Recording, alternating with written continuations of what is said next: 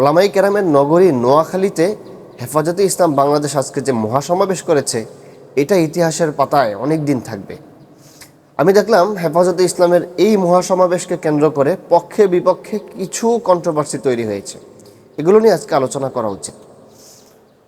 প্রথমত, হেফাজতে ইসলাম বাংলাদেশের আজকের যে মহাসমাবেশটা হয়েছে, এই মহাসমাবেশে হেফাজতে ইসলাম এমন একটি কাজ করেছে যা এই দেশে হেফাজতকে আরও বেশি শক্তিশালী করবে এবং হেফাজতকে আরও বেশি প্রাসঙ্গিক করে তুলবে।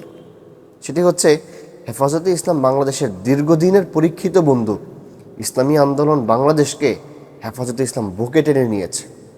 আপনারা জানেন, মরহুম আল্লামা শাহ আহমদ শফি রহিমাহুল্লাহ তিনি হেফাজত শুরু করেছেন ইসলামী আন্দোলন সহ বাংলাদেশের সমস্ত ইসলামী দলগুলোকে পাশে নিয়ে।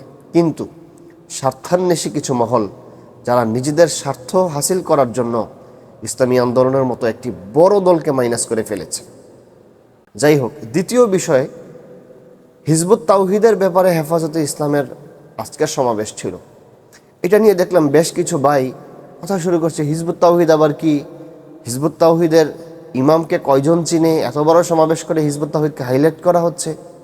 আরে ভাই দেখেন, প্রত্যেক বাতিল এটা প্রথম অবস্থা ছোটই থাকে, এরপর এটা একসময় এত বড় অবস্থানে চলে যায় যে এটা মাথা ব্যথার কারণ হয়ে যায়। সবগুলো বাতিলের অবস্থা দেখেন। তো হিজবুত তাওহিদ এখন ছোট আছে, আপনি যদি এই অবস্থাতেই তাকে বন্ধ করতে না পারেন, তাহলে আপনি ভবিষ্যতে এই হিজবুত তাওহিদ কাদিয়ানি মওদুদিবাদের মতো বড় ফিতনায় আবির্ভাব হবে। জন্য হেফাজতে ইসলাম আজকে যেটা করেছে খুবই চমৎকার কাজ করেছে। সরকারের কয়েকজন এমপিও সেখানে উপস্থিত ছিলেন, সরকারি দলের কিছু লোকও সেখানে উপস্থিত ছিলেন। তো তাদের কাছ থেকে আমরা মুনাফিকি আশা করি না। আমরা চাই ওনারা যে কমিটমেন্ট দিয়েছেন এবং সরকার যেন বিষয়টাকে আমলে নিয়ে হিজবুত তাওহিদের মতো একটি বিতর্কিত সংগঠনকে অচিরেই নিষিদ্ধ ঘোষণা করে। এবং এটার জন্য সবচেয়ে বড় ধন্যবাদ পাওয়ার যোগ্য আমাদের ভাই হজরত মাওলানা মুফতি রিজওয়ান রফিকি। তিনি দীর্ঘদিন ধরে একা লড়াই করছেন। হজরত মাওলানা জুনায়েদ বাবুনগরী তাকে সঙ্গ দিয়েছেন, ওলামাই কেরাম তাকে সঙ্গ দিয়েছেন, কিন্তু মুফতি রিজওয়ান রফিকির মতো নিরলসভাবে একেবারে এক টার্গেট নিয়ে এখন পর্যন্ত কাউকেই আমার নজরে পড়ে নাই।